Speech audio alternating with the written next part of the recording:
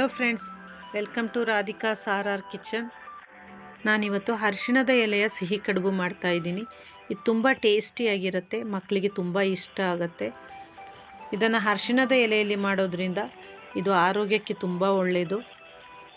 ಇದನ್ನು ವರ್ಷಕ್ಕೊಮ್ಮೆ ಆದರೂ ಮಾಡಿ ತಿನ್ನಬೇಕು. ಹಾಗಾದರೆ ಬನ್ನಿ ಇದನ್ನು ಹೇಗೆ ಮಾಡೋದು ಅಂತ ನೋಡುವ.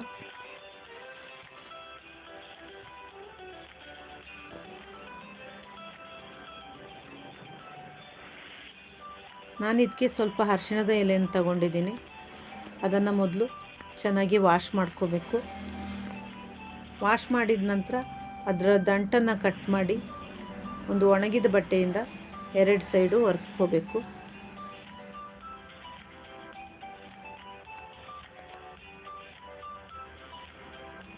ಒಂದು ಪಾತ್ರೆಗೆ 1 ಕಪ್ ಕುಸಲಕ್ಕಿ,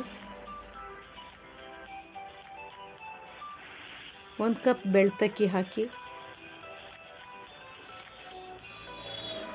ಸ್ವಲ್ಪ ನೀರು ಹಾಕಿ ಇದನ್ನು 5 ಗಂಟೆ ನೆನೆ ಹಾಕ್ಕೋಬೇಕು.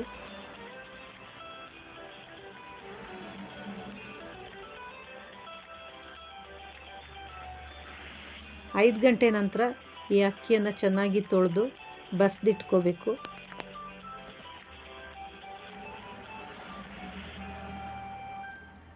ನಂತರ ಒಂದು ಮಿಕ್ಸಿ ಜಾರ್ಗೆ ಸ್ವಲ್ಪ ಅಕ್ಕಿ ಹಾಕಿ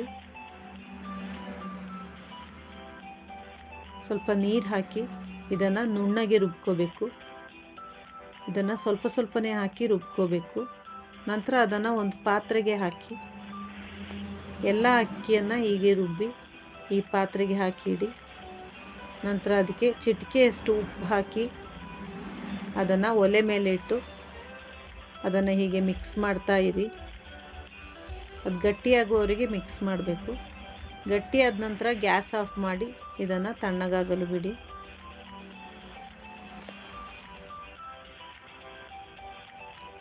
ನಂತರ ಒಂದು ಪಾತ್ರೆಗೆ 200 ಗ್ರಾಮ್ಸ್ ಬೆಲ್ಲ ಹಾಕಿ ಸ್ವಲ್ಪ ನೀರು ಹಾಕಿ ಅದನ್ನು ಕುದಿಸ್ಕೋಬೇಕು. ನಂತರ ಅದಕ್ಕೆ 1.5 ಕಪ್ ತೆಂಗಿನ ತುರಿ ಹಾಕಿ ಚೆನ್ನಾಗಿ ಮಿಕ್ಸ್ ಮಾಡಿ.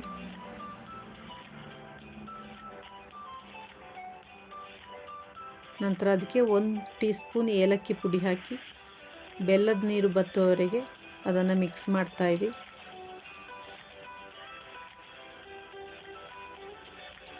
ನಂತರ ಅದನ್ನು ಗ್ಯಾಸ್ ಆಫ್ ಮಾಡಿ ಅದನ್ನು ತಣ್ಣಗಾಗಲು ಬಿಡಿ. ನಂತರ ಒಂದು ಅರ್ಧ ಕಪ್ ನೀರು ತೆಗೆದು ಅದಕ್ಕೆ 1 ಟೀ ಸ್ಪೂನ್ ಎಣ್ಣೆ ಹಾಕಿ ಮಿಕ್ಸ್ ಮಾಡ್ಕೋಬೇಕು. ನಂತರ ಈ ನೀರು ಮತ್ತು ಎಣ್ಣೆ ಮಿಕ್ಸನ್ನು ಈ ಅರಿಶಿಣದ ಎಲೆಗೆ ಸವರ್ಕೋಬೇಕು. ನಂತರ ಇಂಗಿಸಿಟ್ಟಂಥ ಹಿಟ್ಟಿನಿಂದ ಒಂದು ಉಂಡೆ ತೆಗೆದು ಈ ಎಲೆ ಮೇಲೆ ತಟ್ಕೋಬೇಕು. ಇದು ಸ್ವಲ್ಪ ತೆಳ್ಳಗೆ ತಟ್ಕೋಬೇಕು. ಎಲ್ಲ ಎಲೆಗೂ ಹಿಟ್ಟನ್ನು ಹೀಗೆ ತಟ್ಟಿ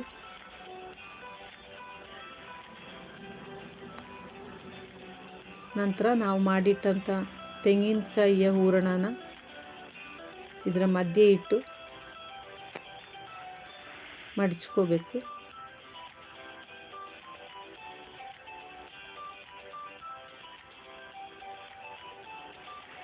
ಅದನ್ನು ಮಡಚಿದ ನಂತರ ಅದರ ತುದಿಯನ್ನು ಚೆನ್ನಾಗಿ ಪ್ರೆಸ್ ಮಾಡಬೇಕು.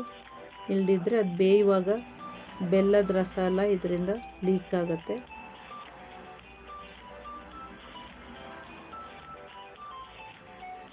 ಎಲ್ಲ ಸಿಹಿ ಕಡುಬನ್ನು ಹೀಗೆ ರೆಡಿ ಮಾಡಿ ನಂತರ ಅದರ ಎಲೆಯ ತುದಿಯನ್ನು ಹೀಗೆ ಮಡಚಿ ಇಡ್ಲಿ ಪಾತ್ರೆಯಲ್ಲಿ ಸ್ವಲ್ಪ ನೀರು ಹಾಕಿ ಅದರ ತಟ್ಟೆ ಇಟ್ಟು ಅದರ ಮೇಲೆ ಈ ಸಿಹಿ ಕಡುಬನ್ನು ಇಡಿ.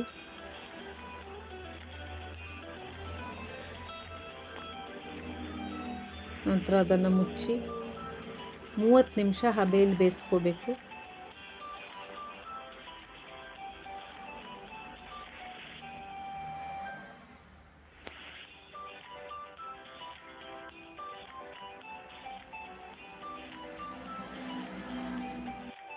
ನಿಮಿಷದ ನಂತರ ಇದನ್ನು ತೆರೆದು ನೋಡಿ. ಈಗ ಘಮಘಮಿಸುವ ಅರಿಶಿಣದ ಎಲೆಯ ಸಿಹಿ ಕಡುಬು ರೆಡಿಯಾಗಿದೆ ನೋಡಿ. ತುಂಬ ಚೆನ್ನಾಗಿ ಬಂದಿದೆ, ಕ್ರ್ಯಾಕ್ ಬರಲಿಲ್ಲ, ಲೀಕ್ ಆಗಲಿಲ್ಲ. ತುಂಬ ಚೆನ್ನಾಗಿ ಬಂದಿದೆ. ಇದು ತುಂಬ ಟೇಸ್ಟಿಯಾಗಿರುತ್ತೆ. ನೀವು ಒಮ್ಮೆ ಟ್ರೈ ಮಾಡಿ ನೋಡಿ. ನನ್ನ ಈ ವಿಡಿಯೋ ಇಷ್ಟ ಆದರೆ ಲೈಕ್ ಮಾಡಿ, ಶೇರ್ ಮಾಡಿ, ಕಮೆಂಟ್ ಮಾಡಿ. ಹಾಗೆ ನನ್ನ ಚಾನಲ್ಗೆ ಸಬ್ಸ್ಕ್ರೈಬ್ ಆಗಿ friends. Thank you for watching.